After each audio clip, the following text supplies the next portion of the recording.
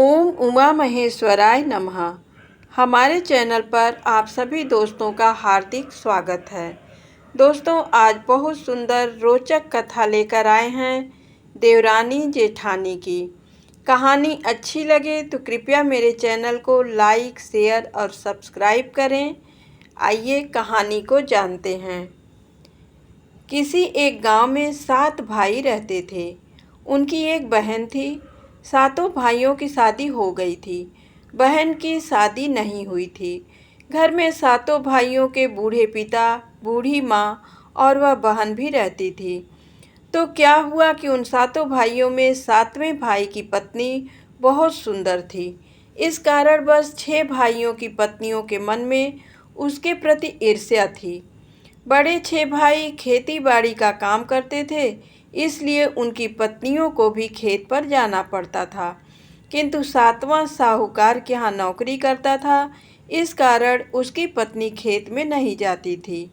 वह घर पर ही रहती थी और खाना पकाने का काम करती थी। बड़ी 6 जेठानियाँ इस वजह से भी उससे जलती थीं। उन्हें लगता था कि वह सुख से जी रही है और उनके नसीब में कष्ट ही कष्ट है। इसलिए वे सब मिलकर अलग अलग तरीके से उसे सताती थीं। एक दिन क्या होता है कि हमेशा की तरह दिन ढलते ही छोटा भाई काम पर से घर लौट आता है। बाकी के 6 भाई भी खेत से घर लौटते हैं। नहा धोकर सभी भाई साथ में खाना खाते हैं। उनके माता पिता और बहन भी खाना खाते हैं। बाद में उनकी पत्नियां भी खाना खाने बैठती हैं। तो क्या होता है कि बड़े 6 भाइयों की पत्नियां जल्दी जल्दी हाथ मुंह पोंछकर रसोई घर से बाहर निकलती हैं और रसोई की साफ सफाई, बर्तन मांजना सब काम छोटी के लिए छोड़ देती हैं।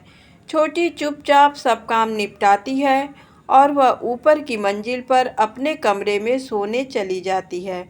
वहाँ उसका पति उसकी राह देख रहा था, तो दोनों कुछ देर तक गपशप करते हैं और सो जाते हैं। इधर नीचे क्या होता है कि छोटी सब काम निपटाकर जब ऊपर अपने कमरे में चली जाती है, तो सब 6 जेठानियाँ रसोई घर में इकट्ठी होती हैं और उसे सताने के लिए दिमाग लड़ाती हैं। वे बाहर पिछवाड़े में जाकर एक सांप पकड़कर लाती हैं और उसे पानी के घड़े में छोड़कर ऊपर से ढक्कन लगाकर चुपके से अपने कमरे में जाकर सो जाती हैं। दूसरे दिन हमेशा की तरह पौ फटने से पहले छोटी देवरानी जाग जाती है और अपना सब दैनिक कार्य पूरा करके खाना पकाने के लिए रसोई में चली जाती है। जाकर वह पानी के घड़े में से पानी निकालने के लिए उसका ढक्कन ऊपर उठाती और हाथ अंदर डालती है, तो उसके हाथ में सांप काट लेता है। वह सातों भाइयों के पिता यानी अपने ससुर को आवाज़ देती है, घर में सोए ससुर मेरे, मुझे सांप ने डस लिया है, मुझे विष से भर दिया है। ससुर जवाब देता है, घर मकान है चीरे बंदी, दहलीज बनाई है पासाड़ी, कहाँ से लक्ष्मी कौन आया है री। ससुर का जवाब सुनकर वह सास को मदद के लिए पुकारती है, घर में सोए सासू मेरे, मुझे सांप ने डस लिया है, मुझे विष से भर दिया है। सास जवाब देती है, घर मकान है चीरे बंदी, दहलीज बनाई है पासाड़ी, कहाँ से लक्ष्मी कौन आया है री। सास का जवाब सुनकर वह एक एक करके सब देवरों, जेठ जेठानी और देवरानियों को मदद के लिए पुकारती है। ननद को भी पुकारती है, लेकिन हर एक से वह वही जवाब पाती है। आखिर में वह अपने पति को पुकारती है, पलंग पे सोए पति मेरे, मुझे सांप ने डस लिया है, मुझे विष से भर दिया है। पत्नी की पुकार कानों में पड़ते ही पति हड़बड़ाकर जाग जाता है और दौड़कर रसोई में घुसता है। रसोई में वह देखता है कि वहाँ उसकी पत्नी मरी पड़ी है और विष से उसका शव काला पड़ गया है। पत्नी को मरी देखकर पति को बेहद दुख होता है। वह उसका शव कंधे पर उठाकर बाहर ले आता है और उसे घर की दहलीज पर रखता है। उधर 7वीं देवरानी के मायके में एक अनहोनी हो जाती है। वहाँ के आंगन के तुलसी वृंदावन में जो तुलसी का बिरवा था वह एकदम सूखकर मर जाता है। उसे देखकर उसके भाई के मन में आशंका उत्पन्न होती है कि कहीं उसकी बहन पर कोई संकट तो नहीं आया, क्योंकि उसने अपनी डोली उठते वक्त अपने भाई से कहा था कि कभी मेरे ऊपर कोई संकट आ गया तो ये तुलसी का बिरवा मर जाएगा। भाई एक पल का भी समय गंवाए जो कपड़े पहने थे उन्हीं कपड़ों में दौड़कर बहन की ससुराल पहुंचता है।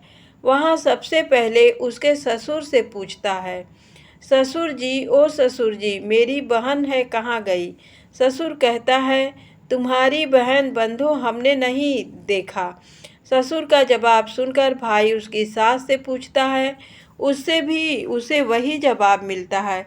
बाद में वह बहन के जेठ जेठानी, देवर देवरानी और ननद से पूछता है, सभी से उसे एक ही जवाब मिलता है। आखिर में वह बहनोई के पास जाकर पूछता है, ओ बहनोई बहनोई, मेरी बहन कहाँ गई? सुनते ही बहनोई जोर जोर से रोने लगता है और सारी बात साले को बताता है। साला भी अपनी बहन की मृत्यु की खबर सुनकर सिसक सिसक कर रोने लगता है।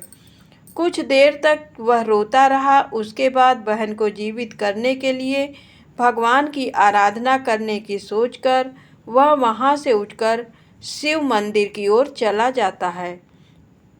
अब सातवां भाई सोचता है कि पत्नी का शव ज़्यादा देर तक घर पर रखना उचित नहीं है, उसे अग्नि देनी चाहिए। तब वह जाकर अपनी माँ से कहता है, माँ, बहू की तुम्हारी गोद भरना, उसे काजल कुमकुम लगाना।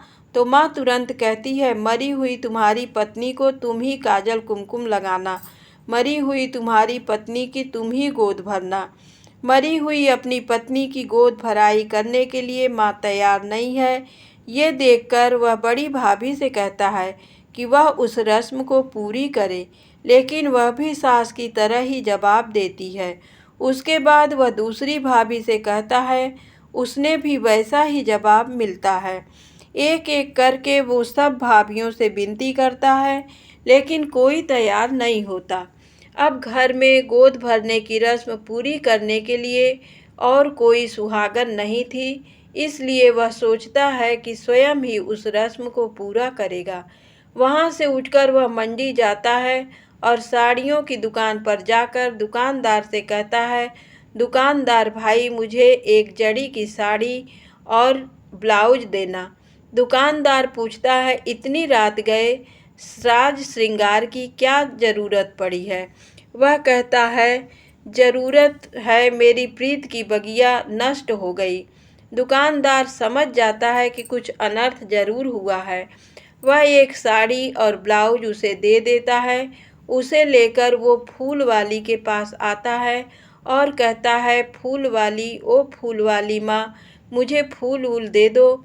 फूल वाली पूछती है, इतनी रात गए साज श्रृंगार की क्या ज़रूरत है? वह कहता है, ज़रूरत को लगे आग, मेरी प्रीत की बगिया तो नष्ट हो गई। फूल वाली समझ जाती है कि कुछ अनर्थ जरूर हुआ है। वह एक फूल की बेड़ी उसको दे देती है। उसे लेकर वह पड़ोसन के पास आता है।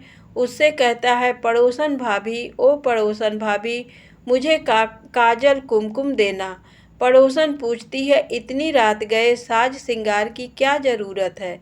वह कहता है, ज़रूरत को लगे आग, मेरी प्रीत की बगिया तो नष्ट हो गई। पड़ोसन उसे काजल कुमकुम दे देती है तो सारी सामग्री लेकर वह घर पहुंचता है। पत्नी के शव को नई साड़ी ब्लाउज पहनाता है, बालों पर फूल की बेड़ी लगाता है, काजल कुमकुम लगाता है और अपने पिता से कहता है, पिताजी, तुम्हारी बहू की चिता रचना, मरी हुई तुम्हारी पत्नी की तुम ही अर्थी सजाना। पिताजी के ना कहने पर वह अपने बड़े भाई से कहता है तो वह भी वैसा ही जवाब देता है। बाद में वह एक एक करके अपने सब भाइयों से कहता है, वे भी वैसा ही जवाब देते हैं। आखिर में वह रोता बिलखता पड़ोसियों के घर जाता है और उनसे कहता है, पड़ोसियों भाइयों, मेरी पत्नी की अर्थी सजाना। मेरी पत्नी की अर्थी उठाना। पड़ोसी उसकी पत्नी की अर्थी सजाने के लिए तैयार हो जाते हैं। तब वह चिता कहाँ रचाए ये पिताजी से पूछता है। पिताजी, ओ पिताजी, उसे कहाँ अग्नि दूं? उसे किस रास्ते से बाहर निकालूं? पिता कहते हैं, उसे बाहर का रास्ता दिखाना। मरी हुई उस स्त्री को पिछले दरवाजे से ले जाना। पिताजी की बात सुनकर उसे बहुत दुख होता है। वह अपनी माँ से पूछता है, वह भी वैसा ही जवाब देती है। एक एक करके सब भाइयों से पूछता है, वे भी वैसा ही जवाब देते हैं। आखिर वह अपनी बहन से पूछता है, बहना, ओ मेरी बहना, उसे कहाँ अग्नि दूँ? उसे किस रास्ते बाहर निकालूं? बहन कहती है, भाई, ओ मेरे भाई, उसे पिछवाड़े का दरवाज़ा मत दिखाना। उसे मुख्य द्वार से लेकर तुलसी वृंदावन के पास अग्नि देना। बहन की बात सुनकर वह पत्नी का शव उठाता है और मुख्य द्वार से बाहर निकालकर पड़ोसियों की सहायता से तुलसी वृंदावन के पास उसकी चिता रचाता है। तभी उसका साला वहां आ पहुंचता है। वह भगवान को प्रसन्न करके अपनी बहन को जीवित करने का वरदान प्राप्त कर चुका था। भगवान ने उसे बेत की छड़ी दी थी। वह छड़ी अपनी बहन के मस्तिष्क के ऊपर घुमाता है तो तुरंत उसकी बहन यानी सातवीं देवरानी जीवित हो जाती है। उसके शरीर पर एक भी घाव या जख्म नहीं रहता। वह बिल्कुल पहले जैसी स्वस्थ दिखाई देती है। बहन को जीवित हुई देखकर भाई को बेहद खुशी होती है और पति भी बहुत खुश होता है। बाद में सातवीं देवरानी का भाई क्या करता है कि अपने बहनोई से कहता है कि तुम दोनों अब यहाँ नहीं रहोगे, तुम मेरे घर चलोगे। वह तुरंत एक पालकी ले आता है, उसमें बहन और बहनोई को बिठाता है तथा बैंड बाजे के साथ उन्हें अपने घर ले आता है। वहीं उसकी बहन बड़े सुख से अपना जीवन व्यतीत करती है। धन्यवाद।